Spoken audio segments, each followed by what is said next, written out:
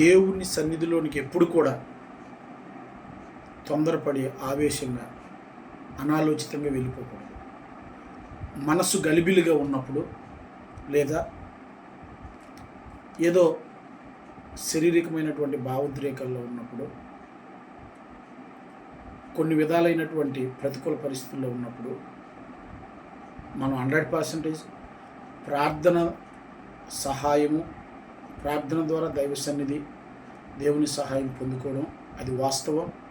అదొక్కటే మనకు మార్గం. అయితే ఈ భయానకమైనటువంటి గందరగోళ పరిస్థితుల్లో మొదట కొద్ది నిమిషాలు దేవునిని ప్రేమిస్తూ కృతజ్ఞులమై ఆయనను స్తుతిస్తూ ఆయన కృపను గురించి, ఆయన మంచితనం గురించి కొద్ది నిమిషాలు దేవుణ్ణి స్తుతిస్తూ అలాగ ఆరాధన చేస్తూ ఉండగా, అన్య భాషలో మాట్లాడుతూ ఉండగా మనము మన మానసిక పరిస్థితి నుంచి, శారీరక భావోద్రేకాల నుంచి స్పిరిట్ రిలీమ్లోనికి వెళ్ళిపోతాం. ఎప్పుడైతే స్పిరిట్ కంట్రోల్లోనికి వెళ్తామో పరిశుద్ధాత్మ దేవుడే దేవుని యొక్క ఆ పరమ తండ్రి యొక్క సన్నిధిలోనికి మనల్ని నడిపిస్తాం. అప్పుడు మనము పరమ తండ్రికి, ఆయన కృపాసింహాసనం దగ్గరికి బహు సమీపంగా వెళ్ళిపోతాం.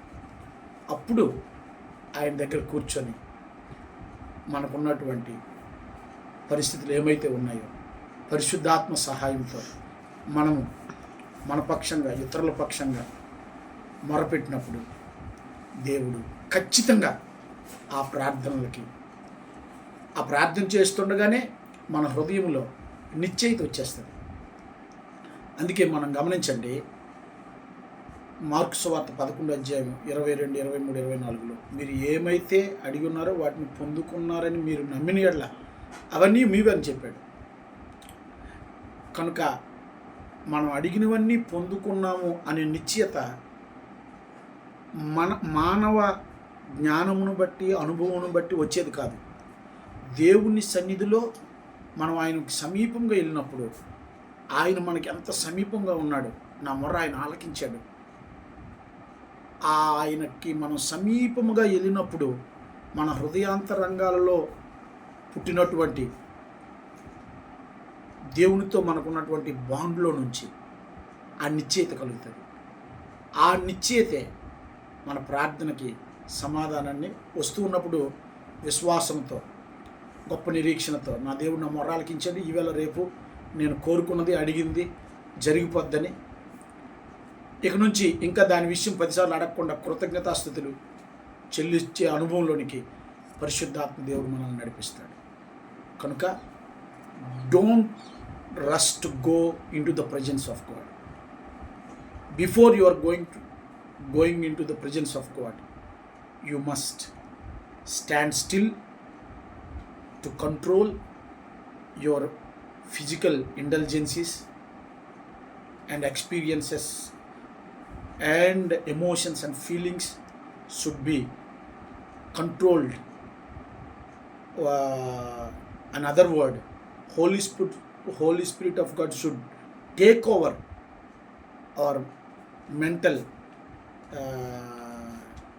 situation and physical situation and the things around us.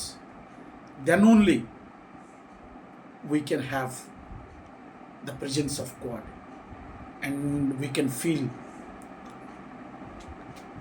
the nearness of Heavenly Father and His grace, His love. That will take us into another level of God's relationship.